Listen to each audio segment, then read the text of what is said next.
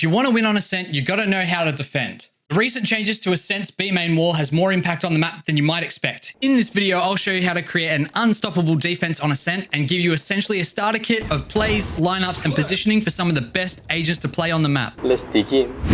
Ascent is a main-focused map. Both A and B main are tight corridors with little to no cover, making it very hard for attackers to get through. Unlike mid, which is an open space with 2 entrances for each team, making it super volatile. In other words, it's a super hard to control space without a massive investment, and even then, it's risky to play in. But we'll talk about mid in a little bit, because we need to talk about main control. It is everything on Ascent, and here's why. Let's look at how Ascent's mains are positioned on the map and their comparative positioning to Ascent's sites. They both run horizontally across the map, which means defenders can't see into main from sight. And therefore, once attackers have control of it, they have power. If attackers take main control and cut noise, which is safe to do so because they're not exposed to sight angles, the only way to know if they're still in main, pausing before hitting, or rotating is with util, which is a big reason you see KO on this map. More details on that later though. And you have to use info util because fighting into either main after you've lost it already is often a death sentence. Because what else do Ascent mains have in common? Something that might make fighting hard into them. Can you see it? A crossfire on the entry of sight in both mains. This means once defenders lose control of main, it's really tough to get back, and you're under the threat of a bursty sight exec until you re-clear it. Attackers only have the thickness of the main wall to dive through to make it into sight, so there's a lot of pressure applied which you must respect. And if you don't have the right agents that can re-clear the main space, this pressure can freeze your whole round. If we didn't have so many places to play on site, or if mains weren't as easy to contest as they are, this would become an attack-sided map very quickly. But it's okay, because did you hear that? Ascent's mains are easy to contest. Here's the breakdown. Both A and B main are skinny corridors that are incredibly hard for attackers to take control of. For defenders, it takes minimal investment to establish early control at the beginning of the round, and then you can scale your investment along with the attacker's investment. If they flash, you counter flash, etc. Now you can invest as much as you want into fighting and controlling main because you're not putting yourself into a util deficit if you're just counter utiling what the attackers are doing. Here's a standard setup for contesting A main that's going to be a staple on your Ascent games. Throw this one way on the ledge at the start of the round, forcing attackers to use util to get through it safely. Depending on your rank, your opponents might not even know how to deal with the one way. That's not rank dependent. Or their comp might not just have a good way to get through it. So they have to respect it, and you've got control of A main for the low price of a single smoke. Now, this one way isn't the be-all and end-all, though. There are ways to use util to get through it. Most commonly, teams will flash through and swing, or you might see an Omen TP across the pocket. But one of the advantages here for the defenders is that you have so many options. You can play in the sight entry, you can cross the wine, you can play up close with a shotgun, and when attack uses their util, it's up to you if you want to layer your util in to counter. If attack tries to flash through the one way, you can molly, stun, flash in response. If they throw another piece of util, you throw one back. Worst case scenario is everyone trades util indefinitely and then attackers eventually take main, but then they've used all of their util to take main and have nothing for sight. That's a good trade in my books. I mean, the actual worst case scenario is dying untraded in main, so maybe don't do that. The setup is similar in B main too. You have an angle for sight entry, though this is the most dangerous angle. You can cross the crab, you can util through the window, you can molly, stun, push up, follow with a flash. You can have a turret or cam watching this angle as a trap trigger. Thankfully, you can no longer spam through this wall with a heavy pen weapon. Contesting main doesn't mean you need to keep control of it or fight to the death for it. It's perfectly normal and valid for your goal just to be to get them to force some of their util out to make their sight hit weaker. But if you do manage to keep control of the main you fought for, or attackers don't necessarily contest it, as a defender, you can use that main control for more than just denying the attack rush, exec stalling. You can play inside main if the attack pushes up mid. B main is incredibly strong in a B post plant, and denying it from attack is great. Not to mention the crossfire with CT, and even just the fact that they might not expect you to be in B main. Same goes for A main as well. You can get a lot of free picks on unaware attackers that come late through tree to rush a plant down with little time. You can hide in wine as your team rotates, or peek out of main as the planter tries to get it down. free backstab kills, all while the attackers are looking at heaven and tree. So what happens when you keep winning the early main control fights over and over? Attackers aren't surely just going to keep running it down main, right? Right? No, a lot of the time they're naturally going to want to start exploring mid. So does that mean we should start denying them mid control? And just quickly, if you are finding this helpful, please subscribe to the channel. It helps a lot. And if you're interested in playbooks, check out my Patreon, links below. So what do we do when the attackers go mid? Well, trying to control mid is not as easy as controlling the mains. It's a big open space. There's 2 separate entrances for attackers and 2 more for defenders. But because it's a big open space, it's quite treacherous to traverse through. That is a tongue twister. Oh my God. That means anyone trying to cross through there is going to be vulnerable, which means we can go and fight. So when you're on the quiet side of the map, try to avoid turning your brain off and just rotating through spawn every round. Instead, rotate towards mid and be in position to contest mid if they decide to rotate. Because just with a sprinkling of teamwork, it can be so easy to punish attackers trying to cross through mid when they're wide out in the open. Because it's really dangerous to sit in mid for a long time, we don't want to control it. So we want to take our opportunities when the attackers are slowly moving through mid to fight and punish them. And just look at mid. There's no real cover anywhere. Bridge is the really only true bit of cover, and that's spammable with medium pen. And you could argue that Sub Rosa is too, but that's exposed to catwalk and is also spammable. You need to use your util to create a good engagement. You can't just walk out and take a dry fight. I mean, I know the Reyna mains watching this are going to argue with me on that. Who am I kidding? There's no Reyna mains watching this. The situation that you're trying to create is identifying that attackers are rotating through mid. And if you've successfully held or re-cleared main, you might be able to preempt this. Then get in position from bottom mid and tree, swing into mid with a flash. A flash is the best type of util to create this engagement because mid is so open, it's going to flash anyone in the area. And I encourage you to do this. This is a good fight to take, but only if you have the positioning and the tools to do so. Sometimes you're going to have to give up mid, and that's fine. But when you can interrupt the shortest site-to-site pivot in the game, you should do so.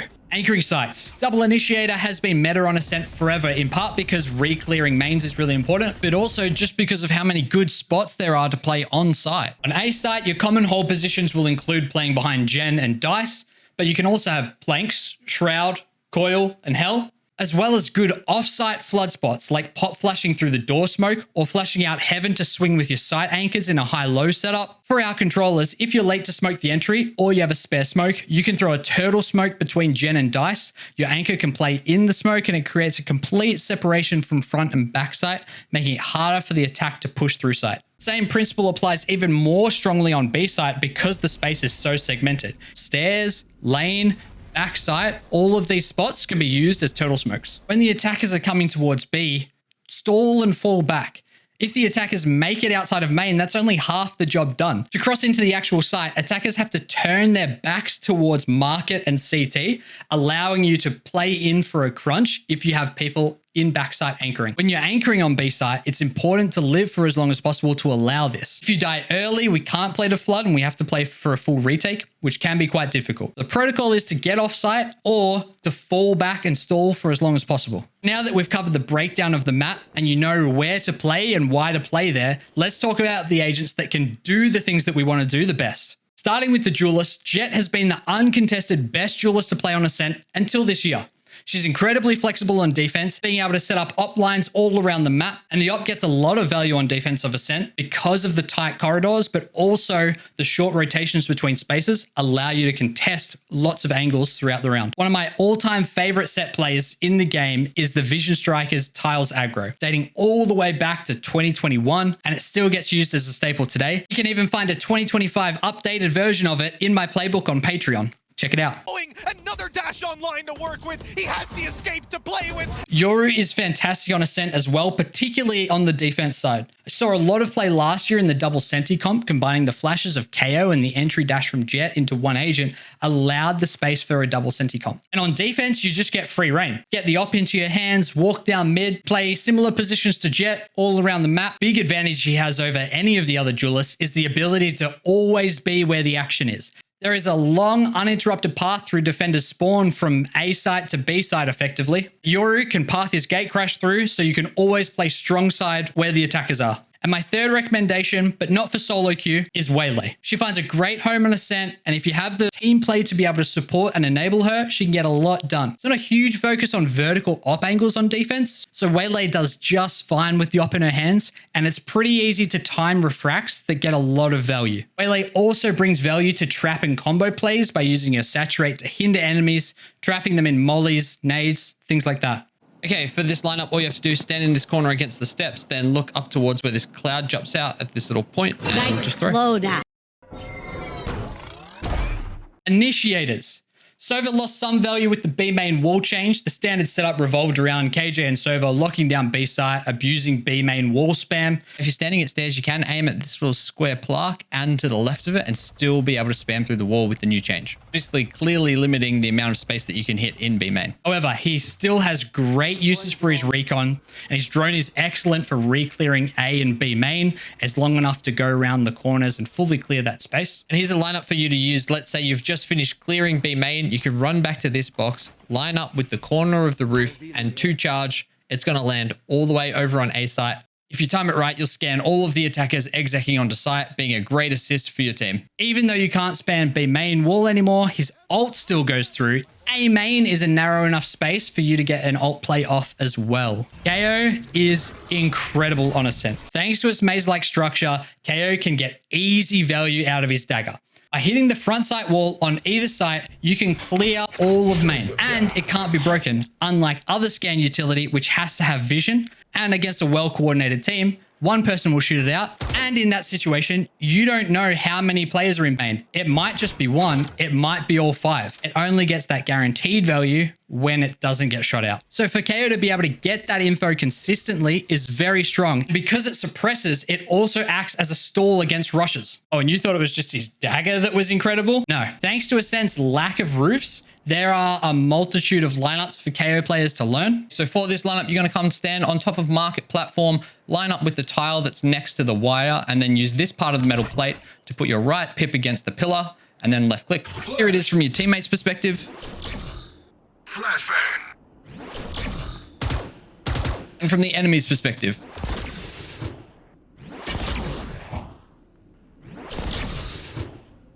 And again, because Ascent's such a maze, retaking with KO ult will hit anyone in any kind of proximity to site, making your retakes and exits so much easier. Teo is my third recommendation. He comes to Ascent as the #1 initiator with the B wall changes, in my opinion. His mollies let him contest both A and B main from either side of the map, and you can guarantee early main control with the inclusion of a smoke, denying all info from the attackers. His drone can not only re-clear like Sova's, but you can also use a well-timed pop drone to suppress right before an exec, or holding out stun as counter util for an exec is so punishing, or stunning through main. His kit just works so well on Ascent. I think you'll see a lot of him as time goes on. Controllers, I'm just putting a big focus on Omen here. He's insanely good on this map and something that I would just recommend you play. Firstly, the one-way in A main, no matter which controller you're playing, is super strong. But you need to know how to place it correctly. Look at the difference between these two one-ways. There's a big difference in how easy it is to hold these one-ways and how hard it is for attackers to push through them. One on the left was placed on the very corner of the ledge, right here. On the right was placed on the opposite corner, which is not good. With the natural stall, you can play up close with a judge, or you can cross the wine, TP out, or just hold the line. If you have someone playing A main with you, you can paranoia, which blinds, I don't know, everything. A similar deal in B main. If you have a way to stop the initial push, Deo mollies, then you can smoke B lobby, you can farm the orb. If attack tries to counter push, you just paranoia. It's free RR. Mainly, you want to play on A side. If you give up main, you can use your power from dice when attack execs. And if you need to get off site, you can just TP out to heaven. If you didn't use your paranoia early, you can use it on these lines for retakes to get so much value. Stealing sight. When you have your ult, play on A side.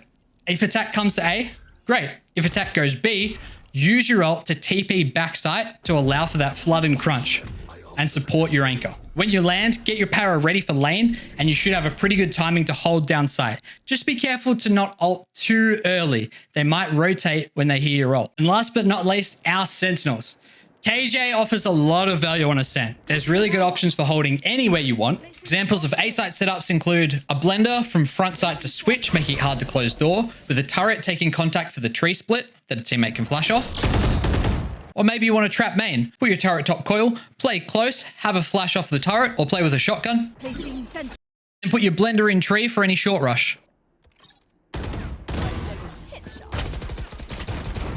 On B site, the classic is putting your blender on lane. If you want to do this, put your turret on switch. That way it can watch the B main entry and the market lurk. You can also put your turret in the B main entry, which allows you to swing off of it, flash off of it, set up trap plays, and also just gives you good early info. If you put your turret for the B main entry, put your alarm bot for the mid lurk. Killjoy's ult is often a free retake on A site. You can let them have it and defend B. Then make sure you and your team leave the door closed for retake. Have a couple people guard heaven, clear out any lurkers on catwalk that might try to destroy your ult. There's a tiny little spot that attackers can play to escape the ult in wine. But if you save a molly or two, you can throw it into wine so you'll either detain everyone or kill them. Since getting that clip, I've actually found a new lineup which is a bit safer and easier to do, which is up against this box, finding this pointy tip in the cloud, and it's going to be a jump throw. So when you put your ult down, all you have to do now, have someone protect that so you can focus on throwing your nano lineup. Line up with that point in the cloud, throw one. If you have a second, throw that now as well on a little interval. And then as they land, it's going to expire. They've either got to choose to be detained or sit in the nano swarm. Not a good spot to be in. Despite her most recent nerfs, Vice still has a fantastic home on Ascent. Her kit fits really nicely on the map. She has less global coverage than Killjoy, but really locks down one half of the map. If you like a more active playstyle, Vice could be the agent for you. On A site, you can set up your flash in A main with the coverage of the one way and then use it to counter anything the attackers try to force. You can also flash for info if it's quiet. You can full clear main but not lobby, but you can decide to flank with that info. Accompanying this flash is a wall in tree with one of your thorns down as well. Save the second of your thorns to place down A entry if you need to fall back, or you can preset it on B with this lineup. I'm standing in the corner at the top of ramps, and then at the bottom middle part of this window here, you put your pip from your thorns and throw.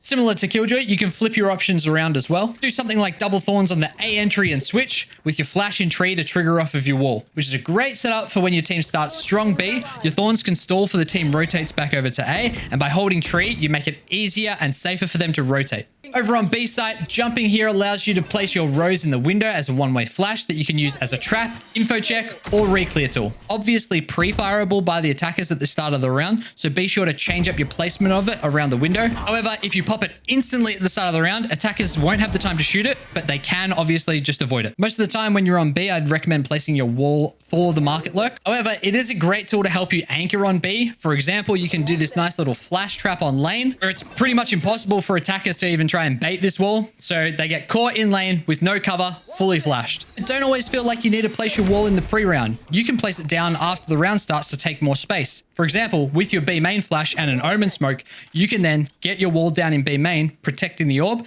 that you can then play off with your flash in B main. Vice is a character that encourages you to play dynamically and rewards you for it.